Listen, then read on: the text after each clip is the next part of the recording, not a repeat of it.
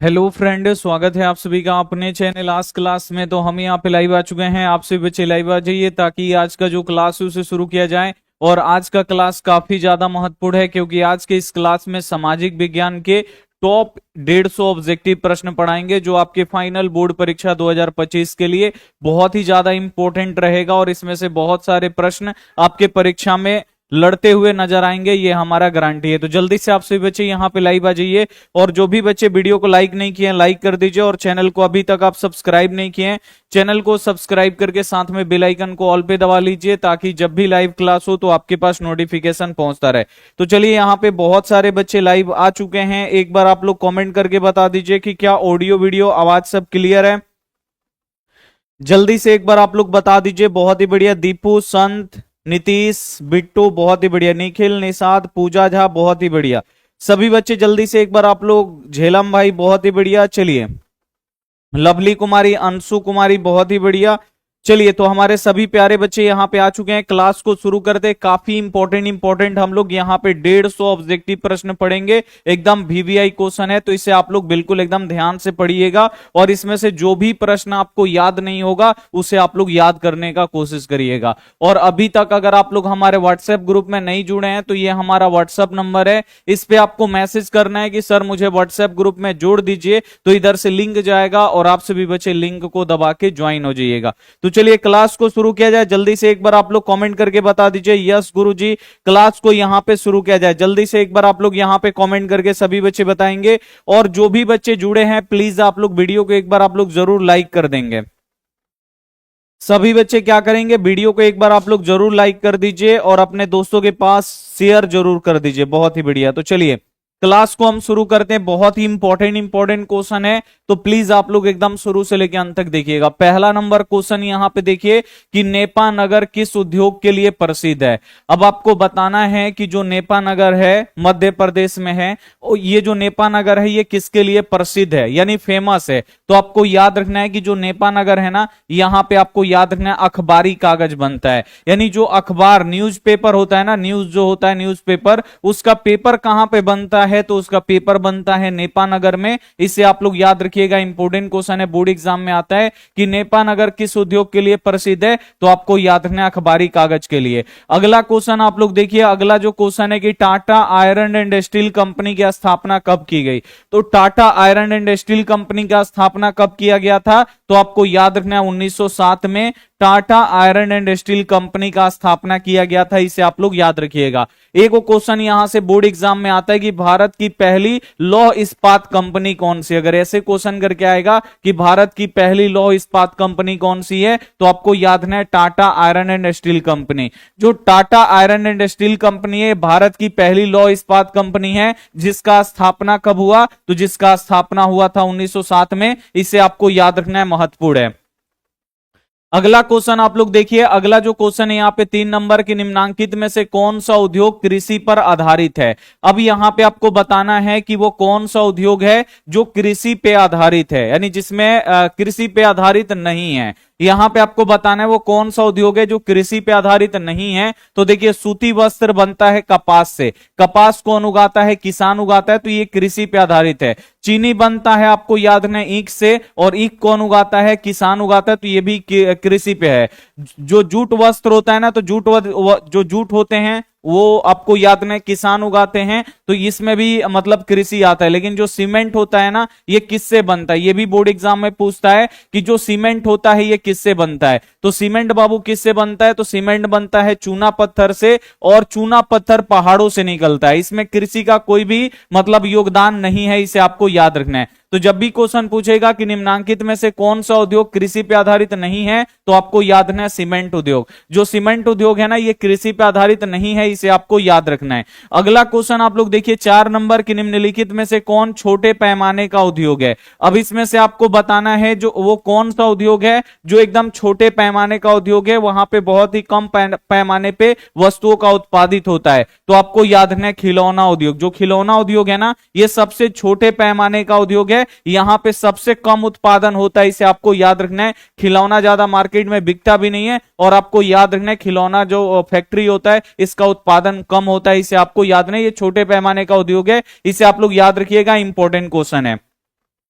अगला क्वेश्चन आप लोग यहां पे देखिए कि जूट के उत्पादन में कौन सा राज्य आगे है। अब यहां पे दो क्वेश्चन आते हैं, एक राज्य पूछता है और एक देश पूछता है। तो दोनों आपको याद रखना है कि जूट होता है ना, जिसे जूट वस्त्र बनाया जाता है, आपको याद रखना है। तो यहां पे जूट के उत्पादन में कौन सा राज्य आगे है भारत का, तो आपको याद रखना, अगर भारत का राज्य पूछे तो आपको याद रखना है पश्चिम बंगाल। पश्चिम बंगाल में जूट सबसे ज्यादा होता है, इसे आपको याद रखना है। अगर देश पूछे कि किस देश में जूट सबसे अधिक होता है, तो आपको याद रखना है बांग्लादेश। कौन सा देश? बांग्लादेश, क्योंकि पश्चिम बंगाल से ही सटा हुआ है बांग्लादेश, इसे आपको याद रखना है। और बांग्लादेश में जूट सबसे ज्यादा होता है, इसे आप लोग याद रखिएगा। तो दो क्वेश्चन यहां से पूछे जाते हैं, दोनों आपको याद रखना। अगर पूछेगा कि जूट के उत्पादन में कौन सा राज्य आगे है भारत का, तो किस राज्य में जूट सबसे अधिक होता है? पश्चिम बंगाल में सबसे ज्यादा होता है। फिर क्वेश्चन आएगा कि किस देश में जूट का उत्पादन सबसे अधिक होता है, तो आपको याद रखना है बांग्लादेश। बांग्लादेश जो पश्चिम बंगाल से सटा हुआ है, आपको याद रखना है यहां पे जूट का उत्पादन सबसे ज्यादा होता है। अगला क्वेश्चन आप लोग यहां पे देखिए कि महाराष्ट्र किस फसल की खेती के लिए प्रसिद्ध है। अब यहां पे आपको बताना है कि जो महाराष्ट्र है वो किस फसल की खेती के लिए प्रसिद्ध है। महाराष्ट्र में कौन सी फसल की खेती की जाती है, तो महाराष्ट्र में बाबू कौन सी फसल की खेती सबसे अधिक होती है, तो आपको याद रखना है कपास। जो कपास की खेती है ना बाबू, आपको याद रखना है महाराष्ट्र में सबसे अधिक की जाती है, इसे आप लोग याद रखिएगा, बहुत ज्यादा इंपॉर्टेंट है। कपास की खेती सबसे ज्यादा महाराष्ट्र में होती है। अगला क्वेश्चन आएगा कि जो कपास है ये किस मिट्टी पे सबसे अधिक होता है, तो आपको याद रखना है रेगुर मिट्टी, ये आपको याद रखना है। रेगुर मिट्टी का दूसरा नाम क्या है, तो आपको याद रखना है काली मिट्टी। काली मिट्टी पे जो कपास है ना सबसे ज्यादा होता है, आपको याद रखना है। और काली मिट्टी का दूसरा नाम क्या है? रेगुर मिट्टी। तो ये भी पूछ देता है काली मिट्टी का दूसरा नाम क्या है? रेगुर मिट्टी। तो जो कपास है ये सबसे ज्यादा काली मिट्टी यानी रेगुर मिट्टी पे होता है, इसे आपको याद रखना है। फिर क्वेश्चन आएगा कपास का दूसरा नाम क्या है, ये आपसे पूछ देगा उजला सोना किसे कहते हैं। तो उजला सोना बाबू किसे कहा जाता है, तो उजला सोना कपास को कहा जाता है, इसे आपको याद रखना है। अगला क्वेश्चन आप लोग यहां पे देखिए कि सोपानी कृषि किस राज्य में होता है। यानी जो सोपानी कृषि होता है जिसको पहाड़ों को काट काट के खेती किया जाता है, तो सोपानी कृषि किस राज्य में होता है, तो आपको याद रखना है उत्तराखंड। जो उत्तराखंड है ना यहां पे सोपानी कृषि होता है, इसे आप लोग याद रखिएगा, इंपॉर्टेंट क्वेश्चन है, ठीक है। अगला जो क्वेश्चन है कि भारत में किस किस्म की कॉफी उगाई जाती है, यह भी बहुत ही ज्यादा इंपॉर्टेंट क्वेश्चन है, VVI क्वेश्चन है कि भारत में किस किस्म की कॉफी उगाई जाती है, तो आपको याद रखना है भारत में अरेबिका कॉफी उगाई जाती है, इसे आपको याद रखना है। और जो अरेबिका कॉफी है वो आपको याद रखना है कॉफी का सबसे उन्नत किस्म है, सबसे अच्छा किस्म है, इसे आपको याद रखना है। अब यहीं पे को क्वेश्चन आता है, कॉफी को बोला जाता है हिंदी में कहवा, ठीक है ना, ये कहवा बोला जाता है। क्वेश्चन आएगा कि कहवा का उत्पादन भारत के किस राज्य में सबसे ज्यादा होता है, तो जल्दी से आप लोग कमेंट करके बताइए कि कहवा का उत्पादन किस राज्य में सबसे ज्यादा होता है, यानी जो कॉफी है वो किस राज्य में सबसे ज्यादा होता है। जल्दी से आप लोग यहां पे कमेंट करके बताएंगे। मुस्कान से एक बहुत ही बढ़िया। चलिए जल्दी से आप लोग यहां पे कमेंट करके बताइए कि कहवा का उत्पादन सबसे अधिक, देखिए बच्चे बोल रहे हैं असम। भाई असम नहीं नहीं नहीं, असम में क्या होता है, हम कितना बार हम आपको बताएं, आप लोग बिल्कुल यहां पे दिमाग में बैठा लीजिए। जो असम है यहां पे चाय पत्ती होता है, इसे आपको याद रखना है। और जो कहवा है ना यानी जिसे हम लोग कॉफी बोलते हैं, ये जो कॉफी है बाबू आपको याद रखना है ये कर्नाटक में होता है। कहां पे होता है?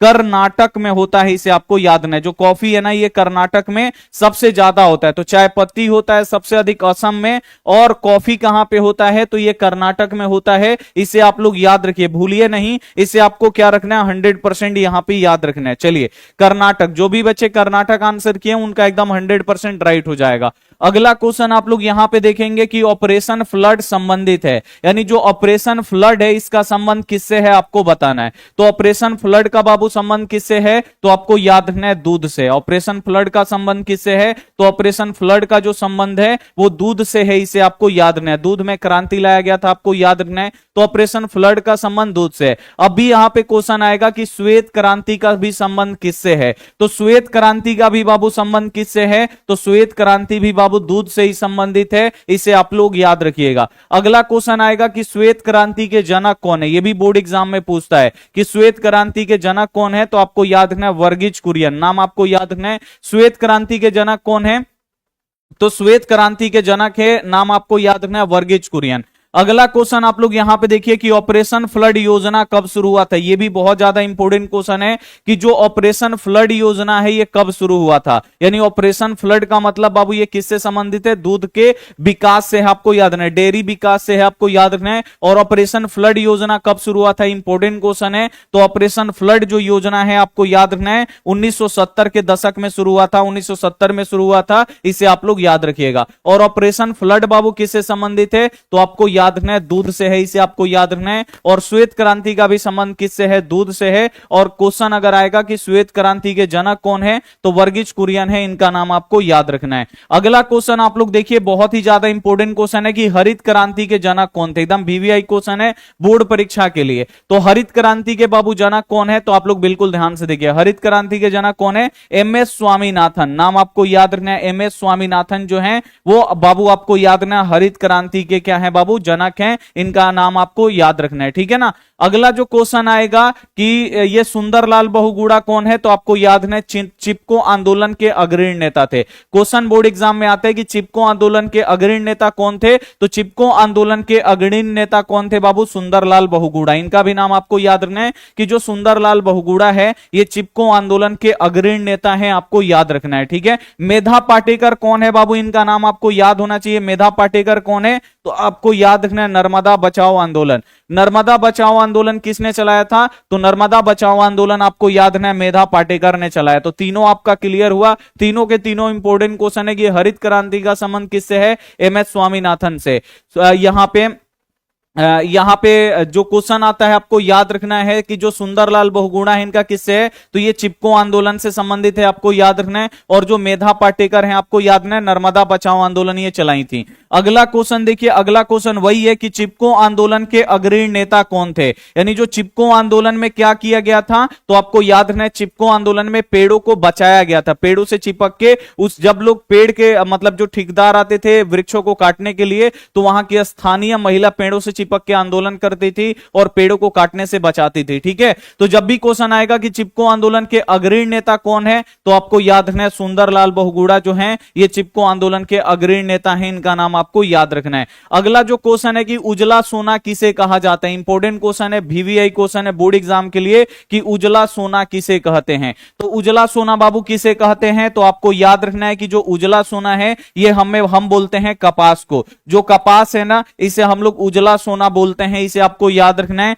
अगला क्वेश्चन ये भी इंपॉर्टेंट है बोर्ड एग्जाम के लिए कि सुनहरा रेशा किसे कहा जाता है। बोर्ड एग्जाम में ये भी पूछता है कि भाई सुनहरा रेशा किसे कहा जाता है। तो सुनहरा रेशा किसे बोला जाता है, तो आपको याद रखना है जूट को। जो जूट है ना इसे सुनहरा रेशा बोला जाता है, इसे आप लोग आज ही याद कर लीजिएगा। सुनहरा रेशा किसे बोला जाता है, जूट को बोला जाता है। और उजला सोना किसे बोला जाता है, तो उजला सोना कपास को बोला जाता है। इंपॉर्टेंट क्वेश्चन है बोर्ड एग्जाम के लिए और ये आपको यहां पे याद होना चाहिए। नेक्स्ट क्वेश्चन आप लोग देखिए, अगला जो क्वेश्चन है यहां पे कि दक्षिण भारत की सबसे बड़ी नदी घाटी परियोजना कौन सी है। अब यहां पे आपको बताना है कि दक्षिण भारत की सबसे बड़ी नदी घाटी परियोजना कौन सी है। तो दक्षिण भारत की जो सबसे बड़ी नदी घाटी परियोजना है वो आपको याद रखना है तुंगभद्रा है, ठीक है। दक्षिण भारत का मतलब बाबू देखिए ये दक्षिण का भारत है और जो ये ऊपर वाला है ना आपको याद रखना ये नॉर्थ मतलब नॉर्थ इंडिया है और ये साउथ इंडिया, इसे आपको याद रखना है। तो दक्षिण का आपको बताना है, यानी नीचे का सबसे बड़ी नदी घाटी परियोजना कौन सी है, तो आपको याद रखना है तुंगभद्रा है, इसे आपको याद रखना है। अगला जो क्वेश्चन है जामनगर तेल शोधक कारखाना किस राज्य में, ये भी बहुत ज्यादा इंपॉर्टेंट क्वेश्चन है कि जो जामनगर तेल शोधक कारखाना है ये किस राज्य में है। तो जामनगर तेल शोधक कारखाना बाबू किस राज्य में है, तो आपको याद रखना है ज से जामनगर और आपको याद रखना है गुजरात तो आएगा नहीं, इसे नहीं बैठ रहा है, तो गुजरात आपको याद रखना है कि जो जामनगर तेल शोधक कारखाना ये कहां पे है, तो जामनगर तेल शोधक कारखाना गुजरात में है। और बोर्ड एग्जाम में ऐसे क्वेश्चन आपसे एक बार पूछा गया है, बोर्ड एग्जाम में ये क्वेश्चन पूछा गया है कि भारत का सबसे बड़ा तेल शोधक कारखाना कौन सा है। तो भारत का सबसे बड़ा तेल शोधक कारखाना कौन सा है, तो आपको याद रखना है जामनगर तेल शोधक कारखाना। जामनगर जो तेल शोधक कारखाना है भारत का सबसे बड़ा कारखाना है और ये कहां पे है, गुजरात में, इसे आपको याद रखना है, ठीक है, इसे आप लोग याद रखिएगा। अगला क्वेश्चन आप लोग देखिए देखिए कि गंडक परियोजना का विकास कहां पे, कहां विकसित किया गया है, तो गंडक परियोजना बाबू कहां पे, तो गंडक नदी बिहार की है, आपको याद रखना है। तो ये परियोजना भी कहां है बाबू, आपको याद रखना है बिहार में। तो जब भी क्वेश्चन आएगा कि गंडक परियोजना कहां है, तो आपको याद रखना है बिहार में है, इसे आपको याद रखना है, ए वाला ऑप्शन बिल्कुल से हो जाएगा। अगला जो क्वेश्चन है कि चरक का संबंध किस देश से है, चरक कौन है बाबू, तो आयुर्वेद विज्ञान के जनक है। चरक कौन है, तो आपको याद रखना है कि जो चरक हैं ये आयुर्वेद विज्ञान के जनक हैं, आपको याद रखना है। और चरक का संबंध किस देश से है, तो आपको याद रखना है जो चरक हैं वो बाबू भारत के हैं, आपको याद रखना है। जितना भी आयुर्वेदिक दवाई आप लोग खाते हैं ना, तो इसी प्रकार के ये ग्रंथ लिख के चले गए हैं कि बुखार में ये जड़ी बूटी काम करेगा, मलेरिया में ये करेगा, मतलब जो भी बीमारी है उसका दवा ये लिख के चले गए, आपको ये अपने किताब में लिख के गए। तो जब भी क्वेश्चन आएगा कि चरक क्या थे बाबू, तो आपको याद रखना है आयुर्वेद विज्ञान के ये जनक हैं। और चरक का संबंध किस देश से है, तो अपने देश भारत से है, इसे आपको याद रखना है। अगला क्वेश्चन आप लोग यहां पे देखिए इंपॉर्टेंट है कि राजस्थान की सबसे महत्वपूर्ण परियोजना कौन सी है, तो राजस्थान की सबसे महत्वपूर्ण परियोजना कौन सी है, तो आपको याद रखना है इंदिरा गांधी नहर। इंदिरा गांधी जो नहर है, आपको पता है ना राजस्थान में सबसे कम बारिश होता है, यहां पे मरुस्थल सबसे ज्यादा होता है, तो वहां पे लोगों को पानी की दिक्कत ज्यादा होती है। तो वहां पे एक नहर ले जाया गया, आपको याद रखना है। और उस नहर का नाम क्या दिया गया है, तो आपको याद रखना है इंदिरा गांधी नहर। और ये भारत की सबसे बड़ी नहर है। अगर क्वेश्चन आएगा कि भारत की सबसे बड़ी नहर कौन सी है, तो भारत की जो सबसे बड़ी नहर है, आपको याद रखना है इंदिरा गांधी नहर है। और इंदिरा गांधी नहर कहां पे है, तो ये राजस्थान में है, इसे आपको याद रखना है। अगला जो क्वेश्चन है कि पुरानी जलोढ़ मिट्टी को क्या कहते हैं, ये भी बहुत ज्यादा इंपॉर्टेंट क्वेश्चन है कि पुरानी जलोढ़ मिट्टी को हम लोग क्या कहते हैं। जल्दी से आप लोग यहां पे कमेंट करके बता दीजिए कि पुरानी जलोढ़ मिट्टी को क्या बोलते हैं। तो पुरानी जलोढ़ मिट्टी को हम लोग क्या बोलते हैं, बांगर मिट्टी। क्या बोलते हैं बाबू, बांगर मिट्टी बोलते हैं, इसे आपको याद रखना है। और जो नई जलोढ़ मिट्टी होती है, जो नई जलोढ़ मिट्टी होती है उसे हम लोग क्या बोलते हैं, तो नई जलोढ़ मिट्टी को हम लोग खादर मिट्टी बोलते हैं। और जो पुरानी जलोढ़ मिट्टी होती है उसे हम लोग बांगर मिट्टी बोलते हैं, इसे आप लोग याद रखिएगा, बोर्ड एग्जाम में आता है, इसे आपको याद रखना है, बहुत ज्यादा इंपोर्टेंट क्वेश्चन है। और जलोढ़ मिट्टी अगर क्वेश्चन आ जाए बोर्ड एग्जाम में कि जलोढ़ मिट्टी कितने प्रकार की होती है, तो जलोढ़ मिट्टी 2 प्रकार की होती है, खादर मिट्टी और बांगर मिट्टी। जो नई जलोढ़ मिट्टी होती है उसे खादर मिट्टी बोलते हैं, और जो पुरानी जलोढ़ मिट्टी होती है उसे बांगर मिट्टी बोलते हैं। अगर क्वेश्चन आएगा कि भारत में सबसे उपजाऊ मिट्टी कौन सी है, तो भारत की जो सबसे उपजाऊ मिट्टी है वो आपको याद रखना है जलोढ़ मिट्टी है। और भारत में कौन सी मिट्टी सबसे ज्यादा पाई जाती है, तो जलोढ़ मिट्टी पाई जाती है, इसे आपको याद रखना है। अगला क्वेश्चन आप लोग देखिए कि एशिया और यूरोप के बीच कौन सा प्राचीन स्थल व्यापारिक मार्ग है, इसे आपको बताना है। तो एशिया और यूरोप के बीच में कौन सा प्राचीन स्थल व्यापारिक मार्ग है, तो आपको याद रखना है एशिया से लेके यूरोप में एगो रेशम मार्ग है, इसे आपको याद रखना है। और रेशम मार्ग कहां से शुरू होता था, तो रेशम मार्ग चीन से शुरू होता था। और जो चीन है अपना रेशम ले जाके यूरोप में बेचता था, आपको याद रखना है इसी मार्ग से, इसीलिए इसका नाम रेशम मार्ग पड़ गया, इसे आप लोग याद रखिएगा, इंपॉर्टेंट है, ये भी बोर्ड एग्जाम में आता है। अगला क्वेश्चन आप लोग देखिए अंतरराष्ट्रीय मजदूर दिवस कब मनाया जाता है, ये भी बहुत ज्यादा इंपॉर्टेंट क्वेश्चन है कि अंतरराष्ट्रीय मजदूर दिवस हम लोग कब मनाते हैं, अंतरराष्ट्रीय महिला दिवस कब मनाते हैं, अंतरराष्ट्रीय यहां पे विश्व पर्यावरण दिवस कब मनाते हैं, ये सब क्वेश्चन आते हैं, आपको याद रखना है। तो मजदूर दिवस कब मनाते हैं, तो मजदूर दिवस 1 मई को मनाते हैं, या ऑप्शन में देता है 1 मई, 1 मई देगा नहीं तो 1 मई देगा, इसे आपको याद रखना है। महिला दिवस अगर क्वेश्चन आएगा कि महिला दिवस कब मनाते हैं, तो महिला दिवस हम लोग 8 मार्च को मनाते हैं, इसे आपको याद रखना है। और विश्व पर्यावरण दिवस कब मनाते हैं, तो आपको याद रखना है 5 जून को, ठीक है ना, 5 जून को मनाते हैं विश्व पर्यावरण दिवस, इसे आपको याद रखना है। अगला क्वेश्चन आप लोग यहां पे देखिए कि वर्तमान में भारत में कितने केंद्र शासित प्रदेश है।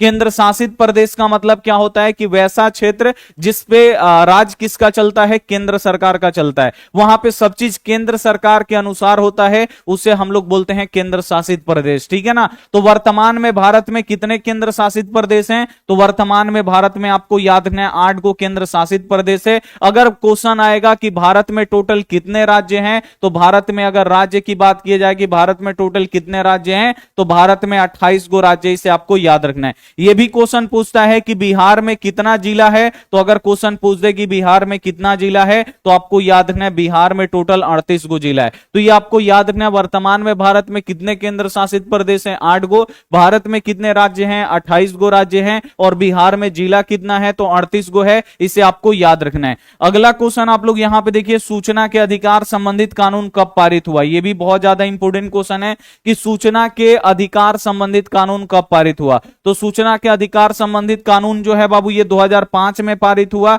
इसे आप लोग याद रखिएगा, बहुत ज्यादा ये भी क्वेश्चन बोर्ड एग्जाम में आता है। अगर हम आपसे पूछे कि सूचना के अधिकार मतलब सूचना के अधिकार आंदोलन कहां से शुरू हुआ, किस राज्य से शुरू हुआ सूचना के अधिकार आंदोलन, जल्दी से आप लोग यहां पे कमेंट करके बताइए। जल्दी से एक बार आप लोग कमेंट करके बताइए। अनुज, भगवानपुर आज क्लास, बहुत ही बढ़िया। राजस्थान, बहुत ही बढ़िया। चलिए, बहुत ही बढ़िया, सभी बच्चे यहां पे आंसर बता रहे। राजस्थान, राजस्थान, राजस्थान, बहुत ही बढ़िया। सूचना के अधिकार संबंधित कानून बाबू सबसे पहले कहां से पारित हुआ, राजस्थान से। इसे आपको सॉरी, आंदोलन कहां पे हुआ, राजस्थान से हुआ। और 2005 में इसके लिए कानून भी बन गया। अगला क्वेश्चन है, पंचायती राज संस्थाओं को संवैधानिक दर्जा किस संविधान संशोधन से प्राप्त हुआ। क्योंकि जो पंचायती राज्य व्यवस्था है ना बाबू, पहले क्या था, पंचायती राज्य व्यवस्था नहीं था, ये राजस्थान में ऐसे ही चलता था। लेकिन राजस्थान से आंदोलन हुआ पंचायती राज्य के लिए, और सबसे पहले क्या किया गया, आपको याद रखना है कि 73वां संविधान संशोधन किया गया। और 73वां संविधान संशोधन करके जो संविधान है उसमें पंचायती राज्य को जोड़ा गया। और सबसे पहले पंचायती राज्य का शुरुआत कहां से होता है, यह भी बोर्ड एग्जाम में आता है कि सबसे पहले पंचायती राज्य का शुरुआत कहां से होता है, तो राजस्थान के नागौर जिला से होता है। इसे आपको याद रखना है। और जो पंचायती राज्य है ना, इसमें महिलाओं को कितना प्रतिशत आरक्षण है, तो आपको याद रखना है पंचायती राज्य में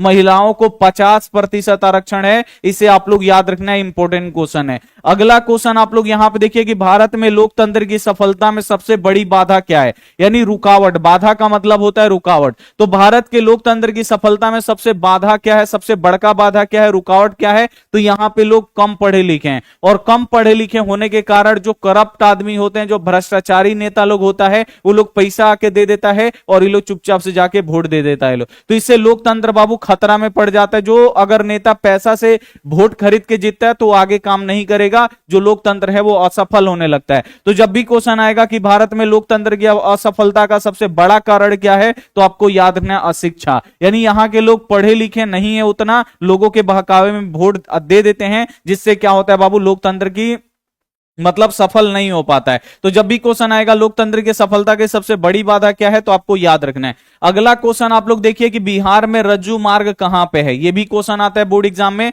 कि बिहार में रज्जू मार्ग कहां पे है। तो बिहार में बाबू रज्जू मार्ग कहां पे है, तो बिहार में रज्जू मार्ग है राजगीर में। इसे आपको याद रखना है, बी वाला ऑप्शन बिल्कुल से जाएगा। अगर हम आपसे क्वेश्चन पूछ दे कि मंदार हिल कहां पे, अगर क्वेश्चन हम पूछ दे मंदार हिल, हिल का मतलब होता है बाबू पहाड़ी, या मंदार की पहाड़ी कहां पे है, जल्दी से आप लोग कमेंट करके बताइए। मंदार की पहाड़ी कहां पे है, ये आपको कमेंट करके बताना है। मंदार हिल या मंदार की पहाड़ी कहां पे, जल्दी से कमेंट करके बता दीजिए। बांका, बहुत ही बढ़िया। तो देखिए मंदार हिल या मंदार की पहाड़ी कहां पे है, बांका में है। इसे आपको याद रखना है। अगला जो क्वेश्चन है कि सासाराम नगर का विकास कब हुआ, तो सासाराम नगर का बाबू विकास कब हुआ था, तो सासाराम नगर का जो विकास हुआ था, यह हुआ था, आपको याद रखना है, मध्य युग में। कब हुआ था, मध्य युग में हुआ था। ए वाला जो ऑप्शन बिल्कुल से जाएगा। यहां पे एक और क्वेश्चन पूछता है, सासाराम कहां है बाबू, बिहार है, बिहार में है। इसे आपको याद रखना है। क्वेश्चन आता है कि सासाराम में किस शासक का मकाबरा है, ऐसे क्वेश्चन पूछता है कि सासाराम में किस शासक का मकाबरा है, तो आपको याद रखना है शेरशाह सूरी। शेरशाह सूरी का मकाबरा कहां पे है, सासाराम में। तो क्वेश्चन कैसे भी पूछ देगा, आपसे ऐसे भी क्वेश्चन पूछ देगा कि शेरशाह सूरी का मकाबरा कहां है, तो आपको याद रखना है सासाराम। ये आप लोग याद रखिएगा, इंपॉर्टेंट क्वेश्चन है। और इसका विकास कब हुआ, मध्य युग में। इसे आपको याद रखना है। अगला क्वेश्चन आप लोग यहां पे देखिए, बिहार का कौन सा भाग सर्वाधिक सूखा प्रवण है। अब आपको बताना है कि बिहार का वो कौन सा भाग है जहां पर ज्यादातर सुखाड़ रहता है, तो आपको याद रखना है दक्षिण बिहार। जो दक्षिण बिहार है ना, ये हमेशा सुखाड़, यहां पे ज्यादातर सुखाड़ ही रहता है। और आपको याद रखना है उत्तरी बिहार जो है, यहां पे हमेशा बाढ़ आता है। इसे आपको याद रखना है। उत्तरी बिहार में एकदम बाढ़ आता है, क्योंकि उत्तर में नेपाल है, तो नेपाल से ज्यादा पानी बाबू आने के कारण क्या होता है, उत्तर में पूरा बाढ़ होता है और दक्षिण में पूरा सुखाड़ सुखाड़ होता है। और ये दोनों के दोनों क्वेश्चन बोर्ड एग्जाम में आते हैं। तो जब भी क्वेश्चन आएगा कि बिहार कौन सा बिहार का वो कौन सा भाग है जो बाढ़ प्रवण है, बाढ़ प्रवण यानी वहां पे ज्यादा बाढ़ आता है, तो आपको याद रखना है उत्तरी बिहार जो है ये बाढ़ प्रवण है। अगला क्वेश्चन अगर पूछेगा कि बिहार का कौन सा भाग सर्वाधिक सूखा प्रवण है, यानी कहां पे सुखाड़ रहता है, तो दक्षिण बिहार में सुखाड़ रहता है, इसे आपको याद रखना है। क्वेश्चन पूछेगा कि बिहार की शोक नदी किसे कहते हैं, तो बिहार की शोक किस नदी को कहते हैं, तो आपको याद रखना है कोसी नदी। जो कोसी नदी है ना, ये बिहार का शोक नदी है, इसे आपको याद रखना है, क्योंकि बिहार में ज्यादातर बाढ़ कोसी नदी के कारण ही आता है। तो जो कोसी नदी है वो बिहार की शोक नदी है। अगला क्वेश्चन आप लोग देखिए, 1871 में कौन सी संधि हुआ था, तो 1871 में बाबू आपको याद रखना है फ्रैंकफर्ट की संधि हुआ था। जो फ्रैंकफर्ट की संधि हुआ था ये कब हुआ था, 1871 में, इसे आपको याद रखना है। अगला क्वेश्चन आप लोग यहां पे देखिए, रूस में बोल्शेविक क्रांति का नेतृत्व किसने किया था, ये आपको बताना है। तो रूस में बाबू बोल्शेविक क्रांति का नेतृत्व किसने किया था, तो आपको याद रखना है लेनिन। यहां पे लॉ है ना, तो इसे आप लोग ट्रिक से याद रखिएगा, लेनिन ने किया था। आपको याद रखना है रूस में बोल्शेविक क्रांति का नेतृत्व किसने किया था, तो आपको याद रखना है लेनिन ने किया था। बहुत ज्यादा इंपॉर्टेंट क्वेश्चन है, इसे आप लोग याद रखिएगा, ठीक है। अगला क्वेश्चन आप लोग यहां पे देखिए कि भारत में राष्ट्रीय आय की गणना कौन करता है, तो भारत में बाबू राष्ट्रीय आय की गणना कौन करता है, तो आपको याद रखना है केंद्रीय सांख्यिकी संगठन, यानी सीएसओ जो है, आपको याद रखना है भारत में राष्ट्रीय आय की गणना करता है। ए वाला ऑप्शन बिल्कुल से जाएगा। और सीएसओ का स्थापना कब हुआ, 1954 में, इसे आप लोग याद रखिएगा, बोर्ड एग्जाम में आता है। तो जब भी क्वेश्चन पूछेगा कि भारत में राष्ट्रीय आय की गणना कौन करता है, तो भारत में राष्ट्रीय आय की गणना करता है केंद्रीय सांख्यिकी संगठन, सीएसओ, इसे आपको याद रखना। और इसका स्थापना 1954, डेट आप लोग याद रखिएगा। अब यहां पे क्वेश्चन आएगा कि भारत में राष्ट्रीय आय की गणना सबसे पहले किसने किया, तो भारत में राष्ट्रीय आय की गणना सबसे पहले किसने किया था, दादा भाई नौरोजी। और ये किस पुस्तक में लिखे थे, तो दादा भाई नौरोजी का एक किताब है poverty and un British rule in India. किताब का नाम आपको याद रखना, पूछ देता है कि poverty and un British rule in India किसने लिखा है, तो दादा भाई नौरोजी, ठीक है ना। और राष्ट्रीय आय का अनुमान दादा भाई नौरोजी ने सबसे पहले कब लगाए, तो आपको याद रखना 1868 में लगाए। बोर्ड एग्जाम में आता है कि राष्ट्रीय आय का अनुमान दादा भाई नौरोजी ने कब लगाया,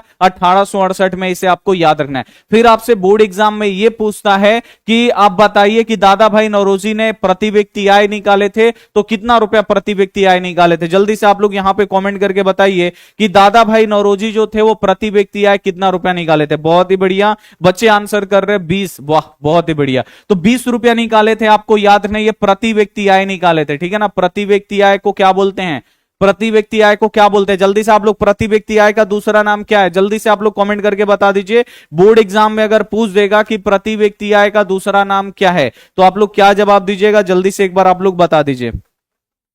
20 रुपया आराध्या, धनजीत बहुत ही बढ़िया, आरुषि, किशन, साक्षी बहुत ही बढ़िया, तन्मय कुमार बहुत ही बढ़िया, मुकेश बहुत ही बढ़िया, चलिए किशन बहुत ही बढ़िया। औसत आय बहुत ही बढ़िया। देखिए प्रति व्यक्ति आय को हम लोग औसत आय भी बोलते हैं, तो क्वेश्चन पूछ देगा औसत आय किसे बोलते हैं, प्रति व्यक्ति आय को क्या कहते हैं, तो प्रति व्यक्ति आय को औसत आय बोलते हैं। ये एक एवरेज होता है। और किस राज्य का प्रति व्यक्ति आय अधिक है, तो आपको याद रखना है गोवा राज्य का प्रति व्यक्ति आय अधिक है, बिहार का जो प्रति व्यक्ति आय है वो कम है। क्वेश्चन पूछेगा कि कौन हमारे रहन सहन के स्तर को प्रभावित करता है, तो आपको याद रखना है प्रति व्यक्ति आय। जो प्रति व्यक्ति आय है ना वो हमारे रहन सहन के स्तर को प्रभावित करता है। अगर हम ज्यादा कमाएंगे तो हमारे जीने का लाइफ बढ़ जाएगा, मतलब उम्र नहीं बढ़ जाएगा, मतलब कपड़ा लाता घर द्वार अच्छा हो जाएगा। और जो लोग कम कमाते हैं तो उसी में गुजारा करते हैं, तो उतना उन लोगों का लाइफ स्टैंडर्ड अच्छा नहीं हो पाता है। तो ये आपको याद रखना, ये सब क्वेश्चन बोर्ड एग्जाम में आते हैं। अगला क्वेश्चन है कि निम्नलिखित में से कौन पिछड़ा राज्य है। पिछड़ा राज्य कहने का मतलब हमेशा पीछे रहने वाला। अब इसमें से पिछड़ा राज्य कौन सा है जो हमेशा पीछे रहता है, तो आपको याद रखना है बिहार। बिहार एक पिछड़ा राज्य है, हमेशा पीछे रहता है, इसे आपको याद रखना है। अगला क्वेश्चन है कि भारत की राष्ट्रीय आय का सर्वप्रथम अनुमान किसने लगाया, तो भारत में राष्ट्रीय आय का सर्वप्रथम यानी सबसे पहले अनुमान किसने लगाया, ये आपको बताना है। तो भारत में राष्ट्रीय आय का सबसे पहले अनुमान किसने लगाया था, दादा भाई नौरोजी ने। कब लगाया था, तो 1868 में। तो आपको याद है दादा भाई नौरोजी ने लगाया था। और राष्ट्रीय आय का अनुमान सबसे पहले दादाजी ने कब लगाया था, तो आपको याद रखना 1868 में लगाए थे, ये आपको याद रखना है। अगला क्वेश्चन आप लोग देखिए, उपभोक्ता अधिकार दिवस कब मनाते हैं, तो उपभोक्ता के लिए अधिकार दिवस हम लोग कब मनाते हैं, तो आपको याद रखना है 15 मार्च। 15 मार्च को उपभोक्ता के लिए अधिकार दिवस मनाते हैं, इसे आप लोग याद रखिएगा, महत्वपूर्ण क्वेश्चन है। अगला जो क्वेश्चन है कि पंजाब में भूमि निम्नकरण का मुख्य कारण क्या है। पंजाब में जो भूमि निम्नकरण हो रहा है इसका मुख्य कारण क्या है, तो अधिक सिंचाई है, इसे आपको याद रखना, यानी ज्यादा सिंचाई करना, यही क्या है, पंजाब में भूमि निम्नकरण का कारण है। यानी उपजाऊ मिट्टी एक जगह से क्या होता है, पानी के साथ बह के दूसरा जगह पे चला जाता है, तो ये आपको याद रखना है। अगला क्वेश्चन आप लोग देखिए, बिहार में प्रायः कौन सी मिट्टी पाई जाती है। बहुत ज्यादा इंपॉर्टेंट क्वेश्चन है कि बिहार में प्रायः यानी बिहार में सबसे ज्यादा कौन सी मिट्टी पाई जाती है। तो बिहार में आपको याद रखना है जो जलोढ़ मिट्टी है ना, ये सबसे ज्यादा पाई जाती है, इसे आपको याद रखना है। और जो जलोढ़ मिट्टी है ना, ये सबसे अधिक उपजाऊ मिट्टी होता है, इसे आप लोग याद रखिएगा। और जलोढ़ मिट्टी पे सबसे ज्यादा क्या होता है बाबू, तो आपको याद रखना है चावल होता है और गेहूं होता है, इसे आपको याद रखना है। और आप लोग देखिएगा बिहार में आप लोग रह रहे हैं ना, तो आपके भी खेत में सबसे ज्यादा देखिए चावल कटेगा तो गेहूं बोआएगा, गेहूं बोआएगा तो चावल बोआएगा, चावल गेहूं। और जो ऊपर वाला खेत होता है, मतलब जहां पानी नहीं पहुंच पाता है, तो वहां पे आलू और मकई भी बोया जाता है, ठीक है ना। लेकिन सबसे ज्यादा चावल गेहूं, तो चावल गेहूं बिहार में काहे बोया जाता है, बिहार में काहे सबसे ज्यादा होता है, क्योंकि बिहार में सबसे ज्यादा जलोढ़ मिट्टी पाया जाता है। और जलोढ़ मिट्टी क्या होता है, तो जो नदियों के द्वारा बहा के लाया गया मिट्टी होता है, वो जलोढ़ मिट्टी होता है, ठीक है। और जलोढ़ मिट्टी आपको याद रखना है, इस सबसे अधिक उपजाऊ मिट्टी होता है, और इसमें चावल और गेहूं सबसे ज्यादा होता है जलोढ़ मिट्टी पे। एक क्वेश्चन ऐसे भी बोर्ड एग्जाम में एक बार पूछा गया है कि उत्तरी भारत में कौन सी मिट्टी पाई जाती है। तो उत्तरी भारत में बाबू कौन सी मिट्टी पाई जाती है, तो यही जलोढ़ मिट्टी पाया जाता है, इसे आपको याद रखना है। अगला जो क्वेश्चन है कि बिहार में कितने प्रतिशत क्षेत्र पे वन है। तो बिहार में बाबू कितने प्रतिशत क्षेत्र पे वन बचा हुआ है, तो आपको याद रखना है 7%। बिहार में 7% क्षेत्र पे वन बचा हुआ है, इसे आप लोग याद रखना है, बहुत ज्यादा इंपॉर्टेंट है। अगला क्वेश्चन आप लोग देखिए कि बिहार में कितने प्रतिशत क्षेत्र पे कृषि किया जाता है, यानी बिहार में कितना प्रतिशत क्षेत्र पे खेती बाड़ी होता है। तो बिहार में बाबू कितना प्रतिशत, इसमें बच्चे गलती कर देते हैं, गलती आपको नहीं करना है। बिहार में कितना प्रतिशत क्षेत्र पे खेती बाड़ी होता है, तो आपको याद रखना है 60%। बच्चे इसमें गलती करते हैं, वो लोग टिक लगाते हैं 80%। 80% क्या है, तो 80% बाबू लोग जुड़े हुए हैं। बिहार में 80% लोग खेती बाड़ी करते हैं, लेकिन 80% लोगों के पास खेती कितना, मतलब जमीन कितना है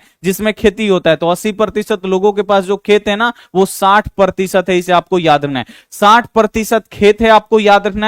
और लोग काम करने वाले कितने हैं, तो 80% लोग हैं, आपको याद रखना है, इंपॉर्टेंट है, ठीक है। क्लियर हुआ, इसे आपको यहां पे याद रखना है कि बिहार में कितने प्रतिशत क्षेत्र पे कृषि की जाती है, तो आपको याद रखना है 60% क्षेत्र पे कृषि की जाती है, इसे आपको याद रखना है। यहां पे बादशाह बोल रहे हैं 26 नंबर रॉन्ग है। कहां थे बाबू इतना पहले, इतना दिन से नहीं होता है तो ब्लॉक करते हैं, रुकिए। ये सही है। भारत में लोकतंत्र की सफलता में सबसे बड़ी बाधा क्या है, लोकतंत्र के लिए गरीबी मायने नहीं रखता है। लोकतंत्र के सफल बनाने के लिए लोगों को शिक्षित होना पड़ता है। तो ये आप भूल के भी इनमें से सभी आप ऑप्शन देख लिए हैं, तो आपको लग रहा है कि इनमें से सभी होगा, नहीं। अगर आपको लगाना है तो अकेले लगा लीजिएगा, ठीक है। चलिए अगला क्वेश्चन आप लोग यहां पे देखिए। अगला जो क्वेश्चन है आप लोग यहां पे देखिए कि निम्नांकित में से कौन संचार सेवाओं का अंग है। संचार सेवाओं का अंग का मतलब बाबू यहां पे क्या हुआ, तो आपको याद रखना है संचार का मतलब होता है समाचार पहुंचाना। अब आपको बताना है कि इसमें से हम लोग किससे समाचार पहुंचाते हैं, बस आपको संचार सेवाओं का अंग का मतलब क्या हुआ, संचार का मतलब होता है समाचार पहुंचाना। अब हम लोग किससे समाचार पहुंचाते हैं, समाचार पत्र से भी समाचार मिल जाता है कि दिल्ली में ये हुआ वो हुआ, ठीक है ना। टेलीफोन करके भी हम लोग समाचार दे देते हैं, टेलीविजन देख के भी हमको समाचार मिल जाता है। तो ये सभी समाचार प्राप्त हो जाता है इससे। तो इनमें से सभी क्या हो जाएगा, हम लोगों के लिए राइट आंसर होगा डी वाला ऑप्शन, यहां पे बिल्कुल से हो जाएगा। अगला क्वेश्चन आप लोग यहां पे देखिए, मानवीय पूंजी के निर्माण के मुख्य घटक क्या है, यानी आदमी के लिए क्या उसका पूंजी होना चाहिए। तो आदमी पढ़ा लिखा होना चाहिए, आदमी का स्वास्थ्य सही होना चाहिए, ठीक है ना। अगर स्वास्थ्य बिगड़े तो हॉस्पिटल होना चाहिए, रहने के लिए घर होना चाहिए यानी आवास होना चाहिए, उसके लिए काम होना चाहिए, ठीक है ना, और उसको काम की जानकारी भी होना चाहिए, ये होता है। तो तो यहाँ पे क्वेश्चन है मानव पूंजी निर्माण के मुख्य घटक क्या है, तो स्वास्थ्य सेवा, अगर उसका तबीयत खराब हो तो इलाज हो जाए, ठीक है ना। शिक्षा एवं प्रशिक्षण होना चाहिए, वो पढ़ा लिखा हो प्लस उसको काम आना चाहिए, ठीक है ना। उसके पास आवास होना चाहिए, घर होना चाहिए, और इनमें से सभी, यानी ये जो सभी आपको याद रखना है, मानव पूंजी निर्माण के ये मुख्य घटक हैं, इसे आपको याद रखना है। अगला क्वेश्चन है कि वैश्वीकरण का अर्थ क्या है। अब यहां पे आपको बताना है वैश्वीकरण का अर्थ क्या है। तो वैश्वीकरण का अर्थ होता है विश्व के अर्थव्यवस्था से जुड़ना। विश्व के अर्थव्यवस्था से कैसे जोड़ेंगे, तो अपना सामान हम दूसरे देश को बेचते हैं और दूसरा सामान से हम लोग क्या करते हैं, सामान खरीदते हैं, तो इससे मतलब विश्व के अर्थव्यवस्था से क्या हो जाते हैं, हम लोग कनेक्ट होते हैं। और जब हम लोग विश्व के अर्थव्यवस्था से जुड़ेंगे तो यही होता है, आपको याद रखना है, वैश्वीकरण। तो जब भी क्वेश्चन आएगा कि वैश्वीकरण से क्या वैश्वीकरण का क्या अर्थ है, तो आपको याद रखना है विश्व के अर्थव्यवस्था से समन्वय, यानी विश्व के अर्थव्यवस्था से जुड़ना, यही है, इसे आपको याद रखना है। अगला क्वेश्चन है बिहार राज्य है। अभी यहां पे आपको बताना है भाई बिहार कैसा राज्य है। तो बिहार बाबू कैसा राज्य है, तो आपको याद रखना है कृषि प्रधान राज्य है। बिहार जो है कृषि प्रधान राज्य है, यहां पे सबसे ज्यादा खेती बाड़ी होता है, इसे आपको याद रखना है। और बिहार में आपको याद रखना है 80% जो लोग हैं ना वो खेती करते हैं, आपको याद रखना है 100 गो में से 80 आदमी लोग खेती बाड़ी करते हैं। और खेती बाड़ी के लिए जमीन कितना है बिहार में, तो खेती बाड़ी के लिए जो जमीन है वो है 60%, इसे आपको याद रखना है। अगला क्वेश्चन आप लोग देखिए कि निम्नांकित में से कौन हमारे रहन सहन के स्तर को प्रभावित करता है। अब इसमें से कौन है जो हमारे रहन सहन के स्तर को प्रभावित करता है, तो आपको याद रखना है प्रति व्यक्ति आय। अगर आप महीना का लाख रुपया कमाइएगा तो आपका घर भी अच्छा होगा, गाड़ी भी आपके पास होगा, 4 चक्का भी होगा, आप बहुत अच्छे अच्छे कपड़ा भी पहनेंगे, अच्छा अच्छा खाना खाएंगे। लेकिन जो महीना का 15,000, 18,000 या 10,000 कमा रहा है, तो उसको सोच सोच के चलाना पड़ेगा। तो कौन हमारे रहन सहन के स्तर को प्रभावित करता है, तो आपको याद रखना है प्रति व्यक्ति आय। जो प्रति व्यक्ति आय है ना, ये हमारे रहन सहन के स्तर को प्रभावित करता है, इसे आपको याद रखना है। और प्रति व्यक्ति आय को औसत आय भी बोला जाता है। यहां से क्वेश्चन आता है कि भारत के किस राज्य की प्रति व्यक्ति आय अधिक है, तो गोवा राज्य का प्रति व्यक्ति आय अधिक है। भारत के किस राज्य की प्रति व्यक्ति आय कम है, तो बिहार राज्य का प्रति व्यक्ति आय कम है। अब बिहार राज्य में भी पूछता है बिहार के किस जिले का प्रति व्यक्ति आय अधिक है, तो बिहार का आपको याद रखना है जो पटना जिला है ना, इसका प्रति व्यक्ति आय अधिक है। और जो शिवहर जिला है, आपको याद रखना है, ये बोर्ड एग्जाम में आता है, शिवहर जिला का जो प्रति व्यक्ति आय है ना वो कम है, इसे आप लोग याद रखिएगा। तो ये सब क्वेश्चन आते हैं बोर्ड एग्जाम में, ये सभी क्वेश्चन आपको आना चाहिए। अगला क्वेश्चन है कि बिहार में कितना जिला है, आपको बताना है। तो बिहार में टोटल बाबू कितना जिला है, तो आपको याद रखना है बिहार में टोटल 38 गो जिला है, आप लोग याद रखिएगा, ठीक है। अगला क्वेश्चन देखिए कि बांग्लादेश कब स्वतंत्र हुआ या बांग्लादेश कब आजाद हुआ। तो बांग्लादेश बाबू कब आजाद हुआ था, तो आपको याद रखना है 1971 में। 1971 में आपको याद रखना है कि जो बांग्लादेश है वो 1971 में आजाद हुआ। किससे आजाद हुआ बाबू, तो पाकिस्तान से आजाद हुआ। ये आपको याद रखना है, इंपॉर्टेंट क्वेश्चन है, ठीक है। चलिए, भारत का केंद्रीय बैंक कौन सा है। भारत का केंद्रीय बैंक पूछता है कौन सा है, या बैंकों का बैंक किसे कहते हैं, ऐसे क्वेश्चन आता है। या भारत का वित्तीय बैंक कौन सा है, तो भारत का बाबू केंद्रीय बैंक कौन सा है, नहीं सबसे मेन बैंक कौन सा है, तो आपको याद रखना है रिजर्व बैंक ऑफ इंडिया। क्या है बाबू, रिजर्व बैंक ऑफ इंडिया है, इसे आपको याद रखना है। कौन है, रिजर्व बैंक ऑफ इंडिया है, इसे आप लोग याद रखिएगा। सी वाला ऑप्शन बिल्कुल सही जाएगा। और भारत में नोट कौन छापता है, तो भारत में जितने भी 1 रुपया से ऊपर के जो नोट है वो रिजर्व बैंक ऑफ इंडिया छापता है। और 1 रुपया का नोट और सिक्का किसके द्वारा जारी होता है, तो भारत सरकार के वित्त मंत्रालय के द्वारा जारी होता है। तो यह भी बोर्ड एग्जाम में आता है कि 1 रुपया का नोट और सिक्का किसके द्वारा जारी होता है, तो भारत सरकार के वित्त मंत्रालय, इसे आपको याद रखना है, ठीक है। अगला क्वेश्चन आप लोग देखिए, कृषि उत्पादनों के मानकीकरण के लिए किस मानक का प्रयोग किया जाता है। अब यहां पे आपसे पूछा जा रहा है कि कृषि उत्पादनों के मानकीकरण के लिए किस मानक चिन्ह का प्रयोग किया जाता है। तो कृषि के जितने भी उत्पादन होते हैं उस पर क्या देखा जाता है, खाने पीने वाले जो वस्तु होते हैं उस पर देखा जाता है बाबू, आपको याद रखना है एग मार्क। एग मार्क उस पर देखा जाता है। खाने पीने वाले जितने भी कृषि के उत्पादन होते हैं उस पे एग मार्क होना चाहिए। अगर एग मार्क है तो ओरिजिनल है।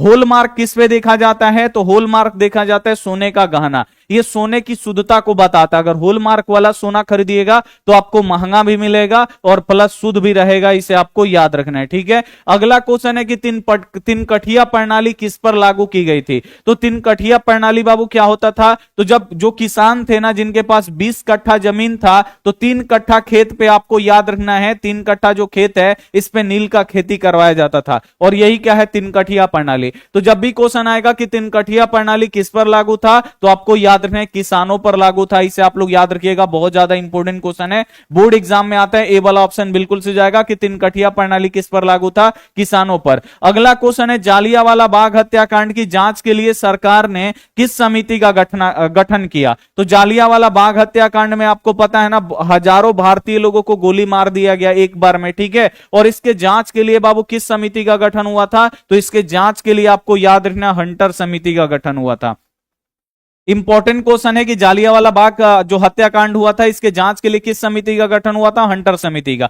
फिर बोर्ड एग्जाम में पूछ देता है कि जालियांवाला बाग हत्याकांड कब हुआ था? तो जालियांवाला बाग हत्याकांड कब हुआ था? तो आपको याद रखना है 13 अप्रैल, नाम आपको याद रखना है, डेट 13 अप्रैल 1919, इसे आपको याद रखना है। 13 अप्रैल 1919 को जालियांवाला बाग हत्याकांड हुआ था, इसे आप लोग याद रखिएगा। बहुत ही ज्यादा इंपॉर्टेंट क्वेश्चन है, वीवीआई क्वेश्चन है, इसे आप लोग याद रखिएगा। और जालियांवाला बाग हत्याकांड में ना गांधी जी कौन सा अपना उपाधि त्यागे थे? जल्दी से आप लोग कमेंट करके बताइए कि जालियांवाला बाग हत्याकांड में गांधी जी ने कौन सा उपाधि त्यागे थे? जल्दी से कमेंट करके बताइए कि जालियांवाला बाग हत्याकांड में गांधी जी ने कौन सा उपाधि त्यागे थे?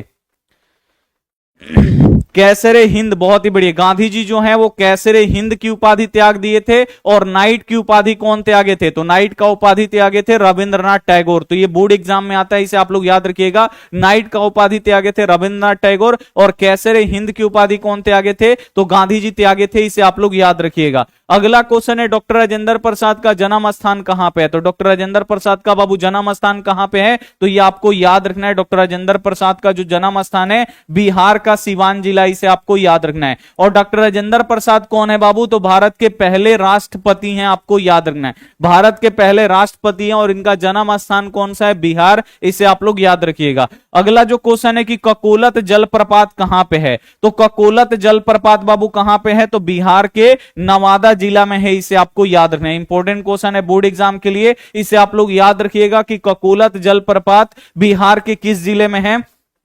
तो ककोलत जलप्रपात बिहार के नवादा जिला में, इसे आपको याद रखना है। फिर क्वेश्चन आता है कि कांवर झील कहां पे है? अगर आपको पता है तो जल्दी से कमेंट करके बताइए कि कांवर झील कहां पे है। जल्दी से आप लोग कमेंट करके बता दीजिए, जल्दी से कमेंट करके बताइए कि कांवर हिल कहां, सॉरी कांवर झील कहां पे, हिल नहीं, कांवर झील कहां पे है? जल्दी से आप लोग यहां पे कमेंट करके बता दीजिए।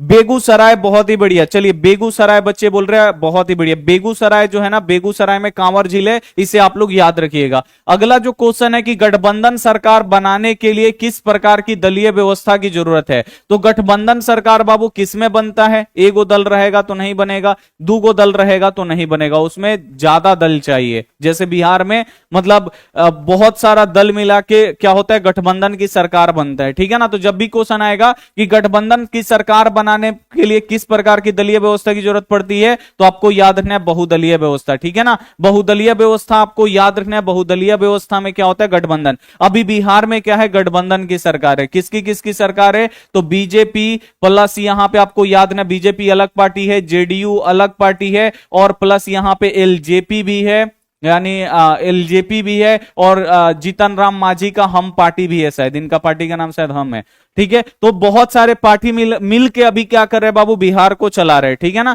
तो ये क्या हुआ बाबू? गठबंधन की सरकार हुआ, इसे आपको याद रखना है। तो जब भी क्वेश्चन आएगा कि गठबंधन की सरकार बनाने के लिए किस प्रकार की दलीय व्यवस्था की जरूरत है, तो बहुदलीय व्यवस्था, इसे आपको याद रखना है। अगर क्वेश्चन पूछेगा कि भारत में किस प्रकार की दलीय व्यवस्था है, तो भारत में बाबू आपको याद रखना है बहुदलीय व्यवस्था है। यहां पे एक से अधिक राजनीतिक दल है, बहुत ज्यादा राजनीतिक दल है। यहां पे राजनीतिक दल का मतलब क्या? राजनीतिक पार्टी है, इसे आपको याद रखना है। अब पार्टी से समझ में आया। क्वेश्चन आता है बोर्ड एग्जाम में कि लोकतंत्र का प्राण किसे कहा जाता है, और ये बोर्ड एग्जाम के लिए बहुत ज्यादा इंपॉर्टेंट क्वेश्चन है कि लोकतंत्र का प्राण किसे कहते हैं? तो लोकतंत्र का प्राण बोलते हैं बाबू राजनीतिक दल को। ये आप लोग याद रखिएगा, इंपॉर्टेंट क्वेश्चन है कि लोकतंत्र का प्राण किसे कहते हैं? तो लोकतंत्र का प्राण बोलते हैं, आपको याद रखना है, राजनीतिक दल को, या राजनीतिक जो पार्टी होती है उसे लोकतंत्र का प्राण बोला जाता है। अगला क्वेश्चन यहीं से एगो क्वेश्चन आता है कि गठबंधन सरकार की पकड़ प्रशासन पे होती है। ये भी बोर्ड एग्जाम में आया हुआ है और आपको पता भी होगा, ये क्वेश्चन बैंक का है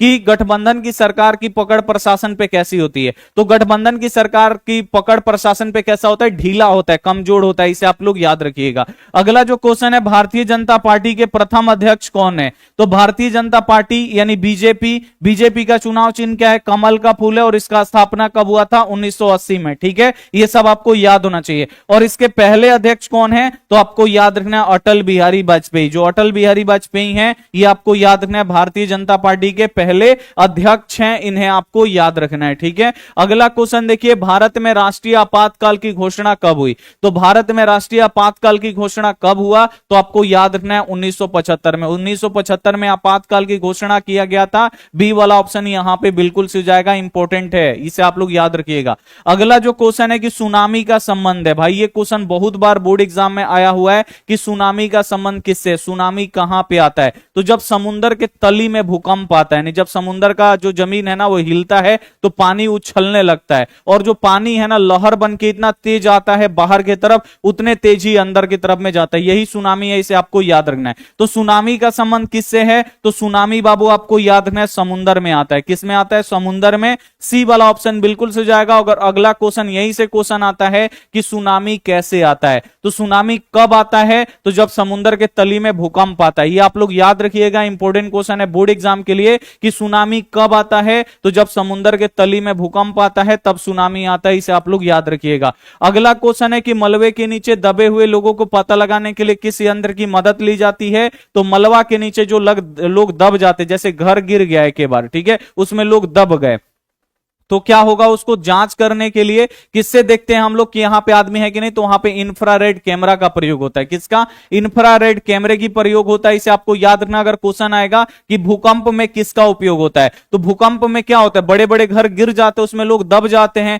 तो भूकंप में भी किसका प्रयोग होता है? तो इंफ्रारेड कैमरा। तो ये बाबू आप लोग याद रखिएगा, बहुत ज्यादा इंपॉर्टेंट क्वेश्चन आएगा कि मलबे के नीचे दबे हुए लोगों को पता लगाने के लिए किस यंत्र की मदद ली जाती है? Infrared camera. क्वेश्चन आएगा कि भूकंप में किसका उपयोग होता है? तो इंफ्रारेड कैमरा का प्रयोग होता है, इसे आप लोग याद रखिएगा। अगला क्वेश्चन है, निम्नलिखित में से कौन प्राकृतिक आपदा है? अब इसमें से आपको बताना है कि इसमें प्राकृतिक आपदा कौन सा है। प्राकृतिक आपदा का मतलब जो प्राकृतिक के द्वारा घटित होता है। तो बताइए इसमें कौन प्राकृतिक के द्वारा घटित होता है? तो देखिए यहां पे है बम विस्फोट। तो बम विस्फोट तो आदमी करता है ना, आदमी बम बना के फेंकता है, तो ये मानवकृत आपदा हुआ, इसे आपको याद रखना है। यहां पे रासायनिक दुर्घटना, ये भी मानव के गलती के कारण से होता है, केमिकल बाहर निकल जाता है।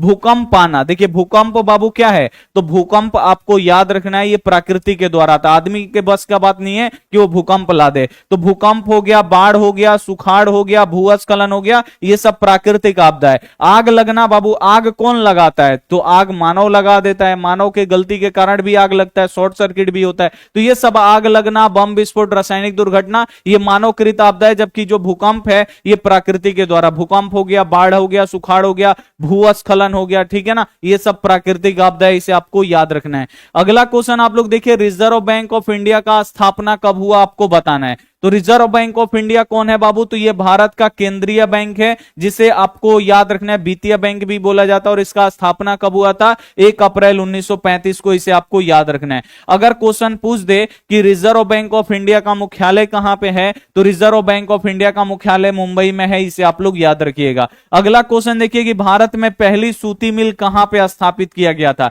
इसमें बच्चे कंफ्यूजन में रहते हैं, ठीक है, तो आपको कंफ्यूजन में नहीं रहना है। भारत का पहला सूती मिल कहां पे स्थापित हुआ था? तो भारत का जो पहला सूती मिल है ना, ये आपको याद रखना है कोलकाता में स्थापित हुआ था, लेकिन ये यहां पे चल नहीं पाया, इसे आपको याद रखना है। तो यहां पे बंद कर दिया जाता है। और 1854 में आपको याद रखना है, 1854 में फिर मुंबई में खोला जाता है, इसे आपको याद रखना है। तो ये आप लोग याद रखिएगा, इंपॉर्टेंट क्वेश्चन है। जब भी क्वेश्चन आएगा कि भारत में पहला सूती मिल कहां पे स्थापित हुआ था, तो भारत का जो पहला सूती मिल है ये कोलकाता में स्थापित हुआ था, इसे आपको याद रखना है। लेकिन ये चल नहीं पाया क्योंकि कोलकाता बहुत दूर हो जाता है मुंबई से, क्योंकि मुंबई में कपास होता था, तो मुंबई से कपास फिर कोलकाता लाइए, फिर वहां पे वस्त्र बनाइए, फिर बेचिए, तो इसे महंगा पड़ता था, तो कोलकाता में बंद कर दिया गया। कपास होता था मुंबई में, और मुंबई में ही जाके फैक्ट्री खोल दिया गया, ठीक है ना। मुंबई से एक और क्वेश्चन आता है कि भारत की वित्तीय राजधानी किसे कहा जाता है, तो भारत की वित्तीय राजधानी कौन सी है, तो मुंबई है, इसे आपको याद रखना है। ठीक है,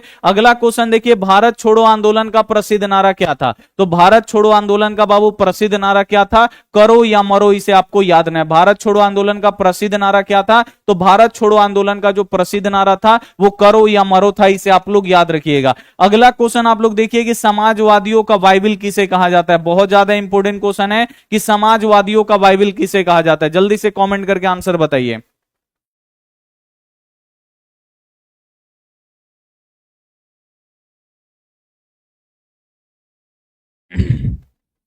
दास कैपिटल, बहुत ही बढ़िया। क्वेश्चन क्या है बाबू, समाजवादियों का बाइबिल किसे कहा जाता है, तो समाजवादियों का बाइबिल बाबू हम लोग किसे बोलते हैं, दास कैपिटल को बोलते हैं, इसे आपको याद रखना है। अगर क्वेश्चन आपसे पूछ दे कि दास कैपिटल कब प्रकाशित हुआ, तो जल्दी से आप लोग कमेंट करके आंसर बताइए, जो भी बच्चे का पहले आंसर आएगा उसका नाम लिया जाएगा। दास कैपिटल का प्रकाशन कब हुआ,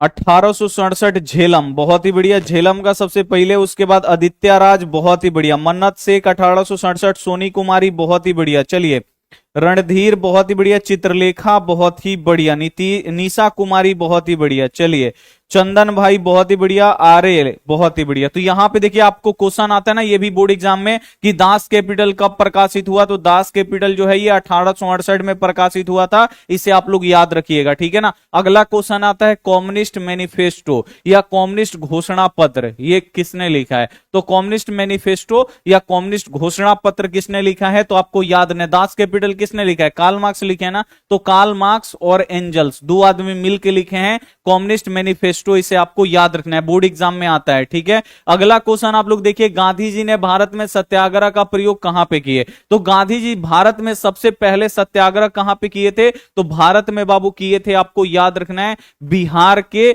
चंपारण जिले में। ठीक है ना, और किसके बुलाने पे आए थे चंपारण, तो राजकुमार शुक्ल के बुलाने पे आए थे गांधी जी बिहार के चंपारण में, और यहां पे पहली बार वो आंदोलन करते हैं, इसे आपको याद रखना है। इंपॉर्टेंट क्वेश्चन है कि गांधी जी ने भारत में सत्याग्रह का प्रयोग पहली बार कहां पे किए, तो बिहार के चंपारण जिले में, इसे आपको याद रखना है। ए वाला जो ऑप्शन होगा बिल्कुल राइट हो जाएगा, इंपॉर्टेंट है, इसे आपको याद रखना है। अगर क्वेश्चन आएगा कि गांधी जी ने सबसे पहले आंदोलन कहां, सॉरी सत्याग्रह कहां पे किए,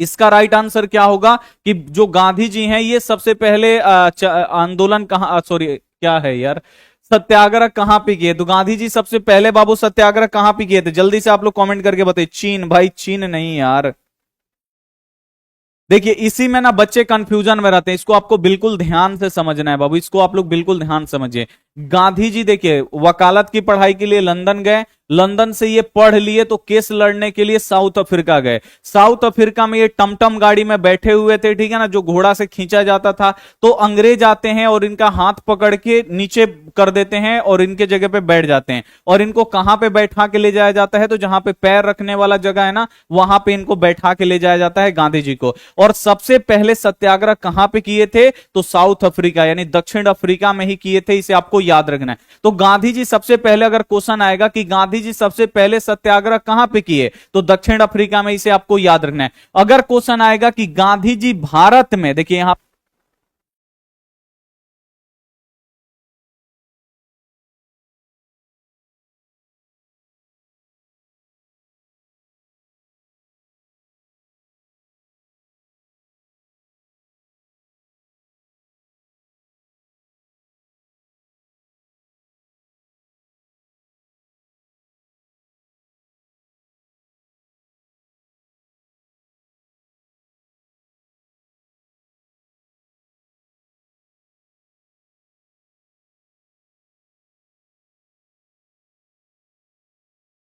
सुनाई दे रहा है, जल्दी से एक बार हम आपको फिर से बता देते हैं। देखिए गांधी जी जो हैं, आपको याद रखना है, सबसे पहले बाबू आंदोलन कहां पे किए थे, तो दक्षिण अफ्रीका में किए थे, आपको याद रखना है। क्यों किए थे, क्योंकि ये दक्षिण अफ्रीका में जा रहे थे कहीं पे, तो टमटम गाड़ी पे बैठे हुए थे, तो इनको क्या किया गया, हाथ पकड़ के जहां पे पैर रखने वाला जगह होता है वहां पे बैठा देते हैं, और खुद वो लोग सीट पे बैठ के जाते। तो दक्षिण अफ्रीका में पहले ये सत्याग्रह किया, आपको याद रखना है। तो अगर क्वेश्चन आएगा कि गांधी जी सबसे पहले सत्याग्रह कहां पे किए, दक्षिण अफ्रीका में किए। अगर रहेगा कि कि गांधी जी भारत में सत्याग्रह कहां पे किए, तो जब गांधी जी 1915 में भारत आए। ये भी बोर्ड एग्जाम में आता है कि गांधी जी भारत कब आए, तो गांधी जी भारत कब आए, 1915 में आए। और जब 1915 में आए तो चंपारण में आए थे। चंपारण ऐसे ही नहीं आए थे, चंपारण इनको बुलाया गया था। चंपारण बुलाने वाले कौन थे, तो आपको याद रखना है राजकुमार शुक्ल। बोर्ड एग्जाम में आता है कि गांधी जी चंपारण किसके बुलाने पर आए, तो राजकुमार शुक्ल के बुलाने पर आए। और गांधी जी का यह पहला सत्याग्रह होता है भारत में।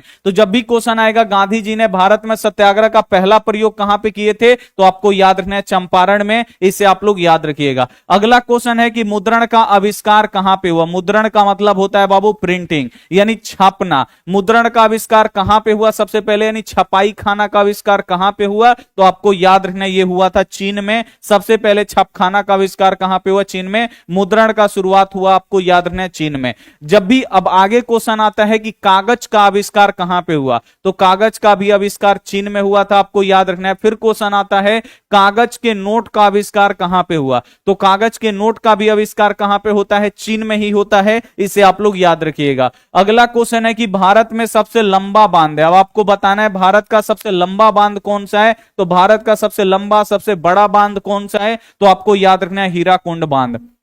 अब क्वेश्चन आपसे पूछता है कि हीराकुंड बांध किस नदी पर है, तो आपको याद रखना है ये महानदी पर है। किस नदी पर है, महानदी पर है। फिर क्वेश्चन आपसे बोर्ड एग्जाम में पूछेगा कि जो हीराकुंड बांध है इसको आप लोग बताइए ये कहां पे है, तो हीराकुंड बांध ये कहां पे है, तो ये आपको याद रखना है उड़ीसा में। तो ये सब बोर्ड एग्जाम में बाबू आता है, इसे आप लोग याद रखिएगा, ठीक है। अगला क्वेश्चन आप लोग देखिए, किस खनिज को उद्योगों की जननी कहा जाता है, तो उद्योगों की जननी किसे कहा जाता है, तो आपको याद रखना है लोहा। आप लोग कल कारखाने में चले जाइए और कुछ मिलेगा चाहे नहीं मिलेगा, आप लोग वहां पे लोहा का मशीन, लोहा का सब चीज आपको देखने में मिलेगा।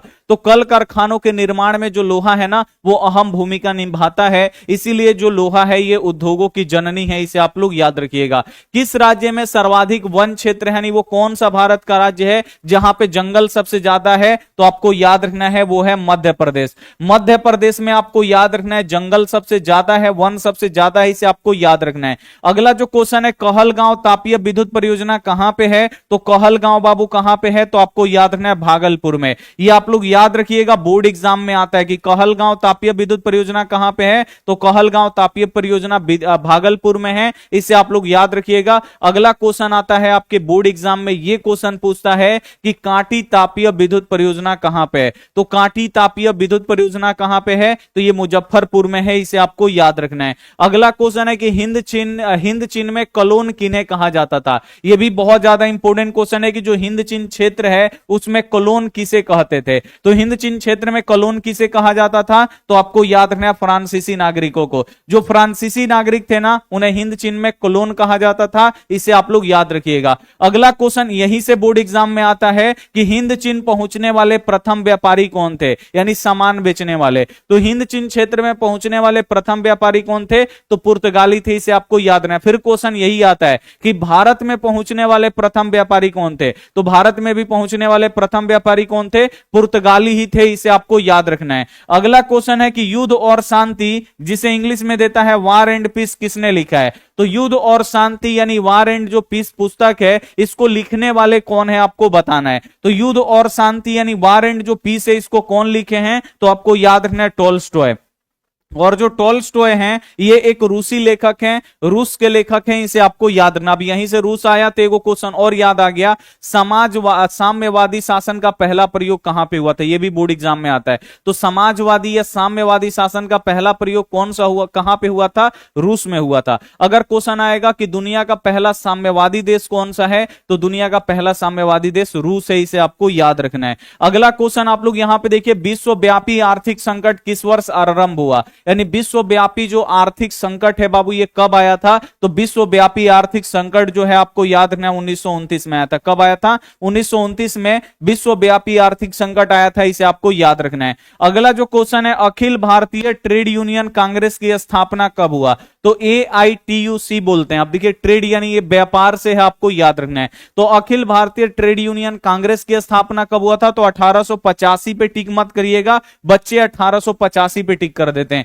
वो है बाबू, आपको याद रखना है, भारतीय कांग्रेस पार्टी, ठीक है ना, इंडियन नेशनल कांग्रेस, भारतीय कांग्रेस पार्टी। तो जब भी रहेगा कि भारतीय कांग्रेस पार्टी तो आपका हो जाएगा 1885 में। कांग्रेस पार्टी नहीं है, यह है अखिल भारतीय ट्रेड यूनियन कांग्रेस, यानी ये अखिल भारतीय ट्रेड यूनियन कांग्रेस, इसको शॉर्ट में AITUC बोलते हैं, इसे आपको याद रखना है, TUC। इसका स्थापना कब हुआ था? 1920 में। और इसके अध्यक्ष कौन थे? तो जल्दी से आप लोग कमेंट करके बताइए, अखिल भारतीय ट्रेड यूनियन कांग्रेस के अध्यक्ष कौन थे? बोर्ड एग्जाम में पूछता है।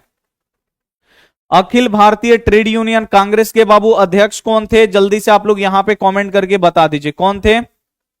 अटल बिहारी वाजपेयी नहीं भाई, WC बनर्जी नहीं, लाला लाजपत राय। अब देखिए बच्चे यार, कांग्रेस पार्टी रहता तब तो वहां पे होता ना व्योमेश चंद्र बनर्जी।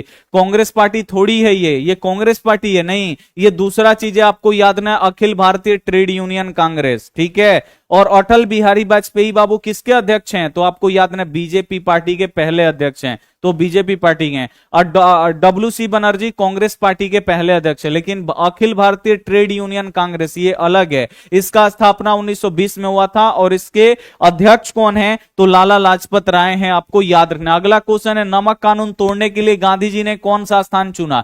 तो नमक कानून तोड़ने के लिए गांधी जी कौन सा स्थान चुने थे? तो आपको याद रखना, दांडी। दांडी पहुंच के जो नमक पे टैक्स बढ़ाया गया था अंग्रेजी हुकूमत के द्वारा, उसको तोड़ते हैं, वहां पे जाके नमक बनाते हैं। और दांडी यात्रा से ही बाबू एक और आंदोलन शुरू होता है, जिसे बोला जाता है क्या? जल्दी से आप लोग बता दीजिए कि दांडी यात्रा से कौन सा आंदोलन शुरू हुआ, जल्दी से कमेंट करके बता दीजिए।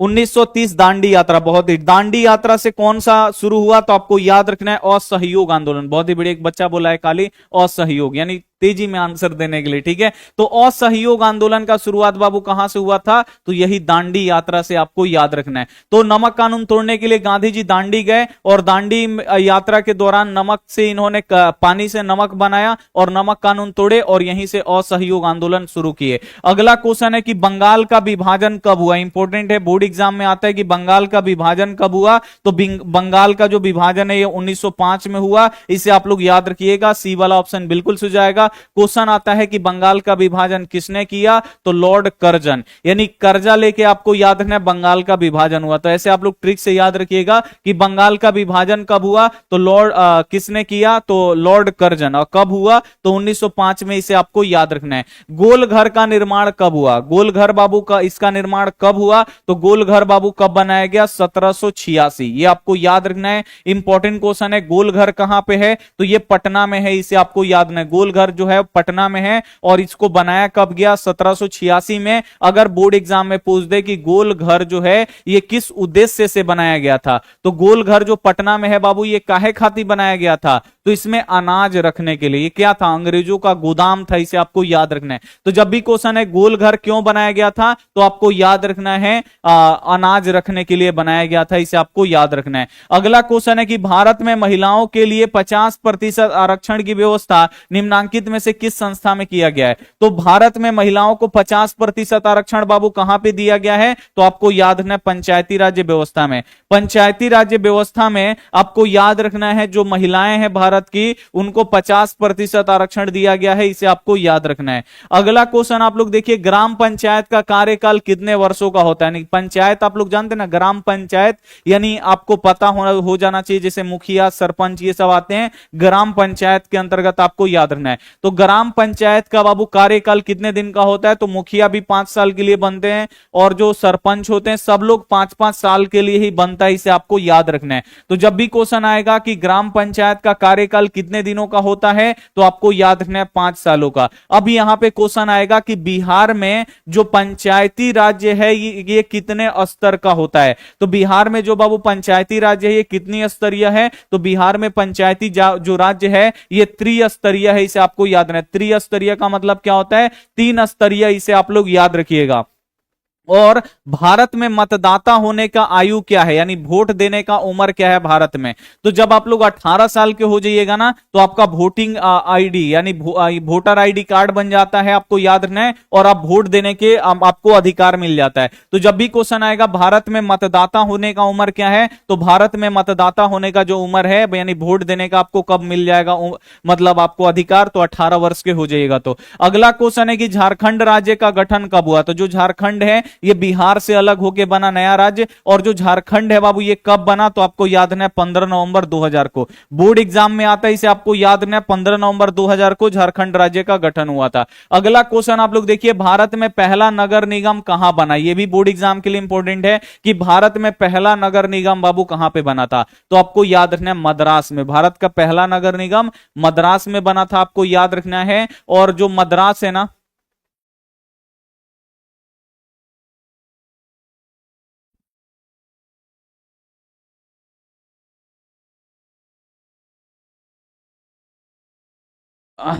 लाइट थोड़ा सा, लाइट इधर नहीं आ रहा है बाबू, ठीक है।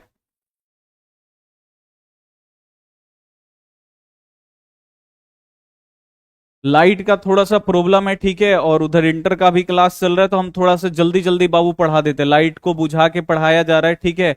तो चलिए, मतलब लाइट शायद बहुत देर से नहीं आया है, तो इंटर का भी उधर क्लास चलता है दूसरे रूम में, तो उसको ज्यादा जरूरी है पढ़ाना, क्योंकि उसको आपको याद रखना है कि मतलब अभी इंटर का एग्जाम चल रहा है, तो वो वाला क्लास ज्यादा होना चाहिए। तो चलिए हम इसको फटाफट जल्दी जल्दी अब खत्म कर देते हैं, ठीक है। अब जल्दी जल्दी हम आपको खत्म कर देते हैं।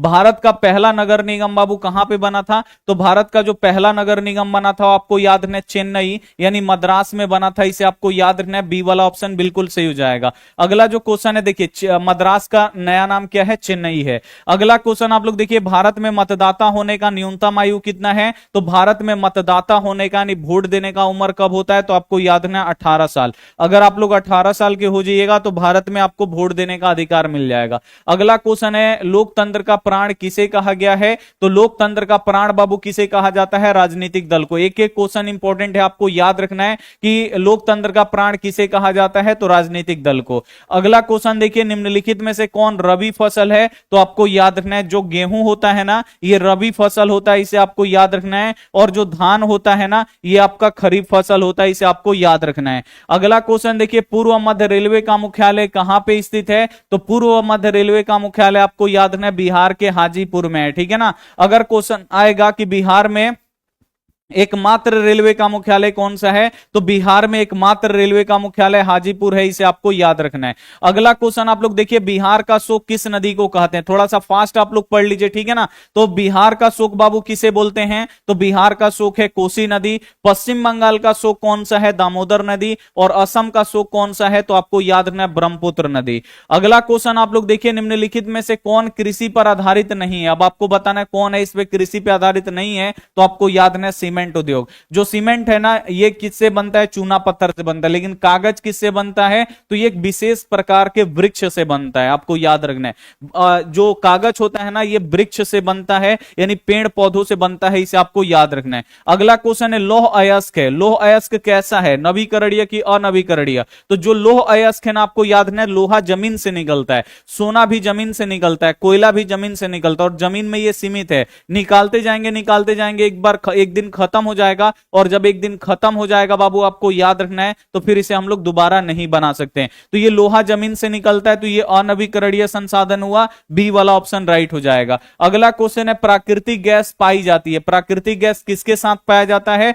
तो आपको याद रखना है खनिज तेल के साथ पाया जाता है। अगला क्वेश्चन देखिए, निम्नलिखित में से कौन एशिया का सबसे बड़ा परमाणु विद्युत शक्ति केंद्र है, तो एशिया का सबसे बड़ा परमाणु शक्ति केंद्र जो है वो तारापुर है। तारापुर कहां पे है, महाराष्ट्र में। अगला क्वेश्चन है, फाल्टा विशेष आर्थिक क्षेत्र कहां पे है, तो फाल्टा का विशेष आर्थिक क्षेत्र कहां पे है, तो फाल्टा विशेष आर्थिक क्षेत्र जो है ये पश्चिम बंगाल में है। सुंदरवन भी कहां पे है, पश्चिम बंगाल में है। लेकिन गिर वन कहां पे है, गुजरात में। अगला क्वेश्चन आपसे पूछता है कि मैंग्रोव वन सबसे ज्यादा कहां पे पाया जाता है, तो आपको याद रखना है मैंग्रोव वन जो है ये पाया जाता है, आपको याद रखना है ये सुंदरवन में। अगला क्वेश्चन है, बिहार में सर्वाधिक आबादी किस जिला में है, तो बिहार के सर्वाधिक आबादी जो है आपको याद रखना है पटना जिला में सबसे अधिक लोग हैं, आपको याद रखना है। विश्व व्यापार संगठन का मुख्यालय कहां पे है? तो विश्व व्यापार संगठन का मुख्यालय जेनेवा में है और विश्व व्यापार संगठन का स्थापना 1995 में। अगला क्वेश्चन है, महासागर के तली में होने वाला कंपन का परिमाण क्या है? जब महासागर के तली में कंपन होता है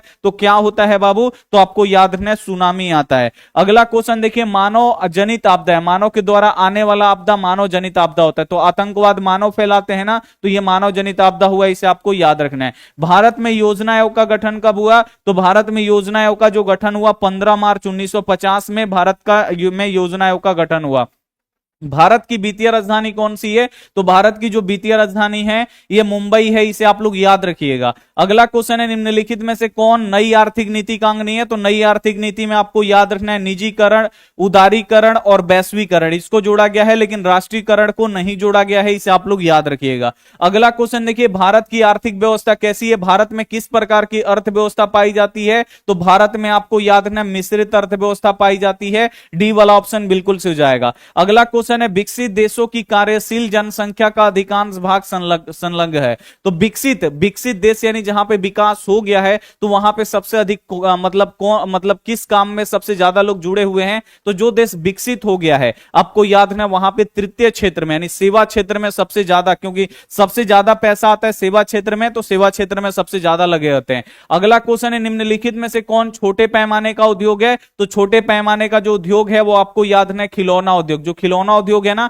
ये छोटे पैमाने का उद्योग है। अगला क्वेश्चन देखिए, भारत का प्रथम तेल शोधक कारखाना कहां स्थित है? तो भारत का जो पहिलका तेल शोधक कारखाना है ये डिगबोई में है। डिगबोई कहां पे है? असम में है, इसे आपको याद रखना है। देखिए कल इंटर का एग्जाम है और इंटर का क्लास चल रहा है, ठीक है ना, तो उसको होना बहुत ही ज्यादा जरूरी है, क्योंकि लाइट शायद नहीं आ रहा है। जो इन्वर्टर है बाबू मतलब आवाज करने लगा था तो जाके लाइट बंद की है। तो अभी फटाफट हम आपको 100 क्वेश्चन करा दिए और इसमें का जो बाकी है ना वो अगले क्लास में हम आपको करा देंगे। लाइट आएगा तो हम आपको करा देंगे, ठीक है। तो बुरा नहीं मानना है, क्योंकि इंटर का क्लास अभी ज्यादा जरूरी है, क्योंकि उन लोगों का जो बच्चे इंटर में उनका परीक्षा चल रहा है, ठीक है, तो उनका सर बगल में क्लास ले रहे हैं, तो एक ही इन्वर्टर पे। तो चलिए कोई दिक्कत नहीं है, हम आपसे मिलते हैं अगली क्लास में। आप लोग नाराज नहीं होइएगा, ठीक है। हम आपसे मिलते हैं अगली क्लास में, तब तक अपना ध्यान रखिए, मन लगा के पढ़ाई करिए। Take care and bye.